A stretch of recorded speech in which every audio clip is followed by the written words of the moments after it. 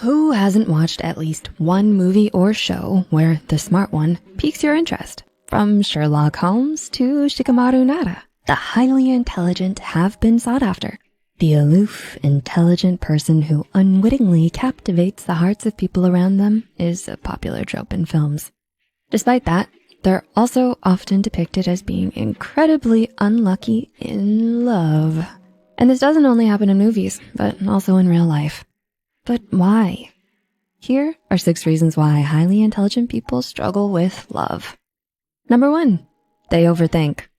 When it comes to the popular notion of love, we tend to think of feeling what's right and just following your heart into the sweet mist of romance. And there's absolutely no way that an intelligent person is going to stumble around blindly.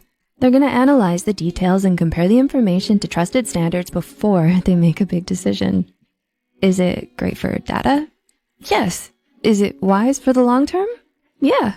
Is it good for enticing and starting a passionate relationship? Not quite. It can be exasperating for some, leading them to mistake the time taken to analyze means for disinterest on the part of the intelligent person. In a tragic irony, the intelligent person means the opposite. By taking this time to study, plan, and review, they're deeming their love interest as worthy and desirable. That analytical effort is to ensure a best chance of success for the relationship. If there is no interest or a low valuation, they wouldn't bother. Number 2, they love their independence. This is one of the problems with the Hollywoodized version of love. It's this whole "you complete me" concept, implying someone is less of a person if they don't find that other half. It encourages codependence and indirectly derides self-sufficiency. Highly intelligent people are usually secure in who they are and already feel whole. They don't require another person to complete the picture. They feel another person could add to the picture and make it better. This can be interpreted by others as, this person just doesn't want me. In truth, this just means that they don't unnecessarily burden their partner. For example, the intelligent person understands their happiness is their own responsibility, not their partner's. Number 3, they prioritize their goals. This doesn't mean that they think their goals are more important than their partner's. It just means that they get things done. They won't be halfway to a goal, then abandon it suddenly to get swept into a romance. They can also see that some goals require a lot of attention and time, which means that relationships would have to be put on the back burner until the goal is done. They may not want to have relationships at all until they've crossed the finish line. Intelligent people rather be single than have a partner who is not of the same mindset or is impatient, because they don't want to end up in an unsupportive and bitter situation. Number 4, they have high standards.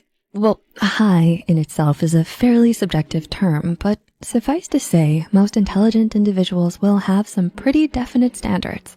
They're usually demanding more of themselves, and as such, they'll usually have pretty strong boundaries and a definite standard for their partner. Although the standard can have some small adjustments as they mature, it never does a nosedive. They'd usually prefer surfing through life solo than settling for a substandard relationship. Number 5, they think with their heads, but not their gut. The intelligent person tends to lean very heavily on the cold logic, like Spock. They won't even follow a gut instinct if they can't suss out the bits of evidence or clues that contribute to it.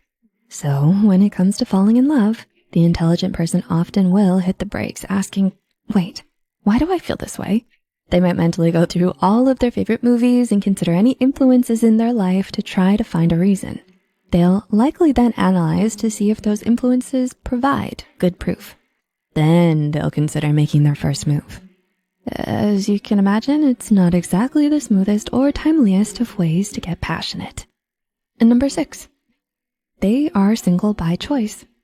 Together with being in harmony, happiness, and peace with themselves, this means they aren't desperately seeking someone else to fulfill their basic needs or to help them figure out who they are. They have the luxury of already having a good time on their own and coming up with new ways to do so. At the far end of the spectrum, sometimes they just can't find someone who they feel will add to their world, so they choose to be with the one person who truly gets them, themselves. Love, in and of itself, has so many aspects, but we, in general, tend to be heavily influenced by how it's depicted in media and build our ideals of how it's supposed to happen on that. Unfortunately, those that don't follow that particular popular format tend to struggle. Next time that cute geek is awkward around you, consider that it might be a compliment to your worthiness. Which points can you relate to? What insights have you gleaned? Does something that's been happening make more sense now? We'd love for you to discuss and expand your mind. And also intelligently hit that like button. Thanks for watching and see you soon.